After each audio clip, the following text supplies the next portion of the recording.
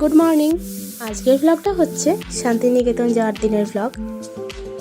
দিনটা পেরিয়ে গেছে, তবুও যেটুকু সময় মুহূর্ত আমি ক্যাপচার করে রেখেছি সেটুকু জন্যই আজ আমি ভিডিওটা আপলোড করতে পারছি। তো আমাদের শুধু বাংলা ডিপার্টমেন্টেরকেই নিয়ে যাওয়া হয়েছিল। আমাদের ফার্স্ট সেমিস্টারের গিয়েছিল 6 জন মতো, আর বাকি সব সিনিয়র দাদা দিদিরা গিয়েছিল। আমাদের সাথে 4 জন স্যার গিয়েছিলেন। তো তোমাদেরকে সবাইকে একটু দেখিয়ে দিলাম। তারপর এদিকে এনাকে দেখো, আমার কাঁধে মাথা রেখে ঘুমিয়েই পড়েছে। আমি সেই ফাঁকে একটু ভিডিও করে রেখেছি। আর এই যে আমার সব সময়ের সঙ্গী আমার পাশেই বসে আছে। তারপর তোমাদের সাথে কথা বলতে বলতে আমরা দুর্গাপুর পৌঁছে গেছি। এটা হচ্ছে দুর্গাপুরের ব্যারেজটা। এখন তো দুর্গাপুর ব্যারেজে সেরকমভাবে জল নেই, না ওই দিকটাতে ছিল, এই দিকটাতে এতটাও নেই। তারপর একটা ফাঁকা জায়গা দেখে বাসটা দাঁড় করানো হয়েছিল।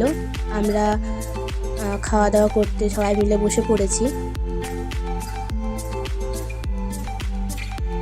তারপর আমরা আমাদের গন্তব্যস্থলে পৌঁছে গেছি।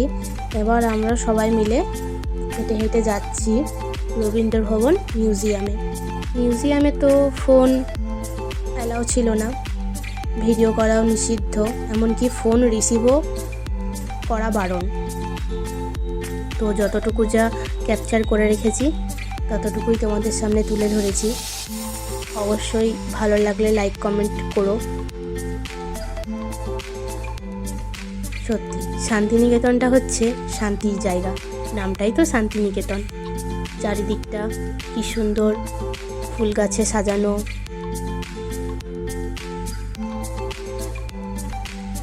তারপর আমরা দুপুরের খাওয়া দাওয়া করতে বসে পড়েছি। দুপুরের খাওয়া দাওয়াতে ছিল ভাত, কষা মাংস, চাটনি। তারপর আমরা টোটোতে করে সোনাঝুরির হাট আমাদের যাওয়া হয়নি, কারণ সোনাঝুরির হাট গেলে আমাদের বাড়ি ফিরতে অনেকটা রাত হয়ে যেত, যেহেতু অনেকটা দূর আমাদের বাড়ির ডেস্টিনেশন থেকে। তো আমাদের ওই রাস্তার সাইডেই যে দোকানগুলো ছিল ওখানেই নিয়ে গিয়েছিল, ওই টুকিটাকি কেনাকাটা করেছিলাম। তাহলে আজকের মতো ভ্লগটা এতটুকুই। দেখেছো রাস্তাতে কত জ্যাম।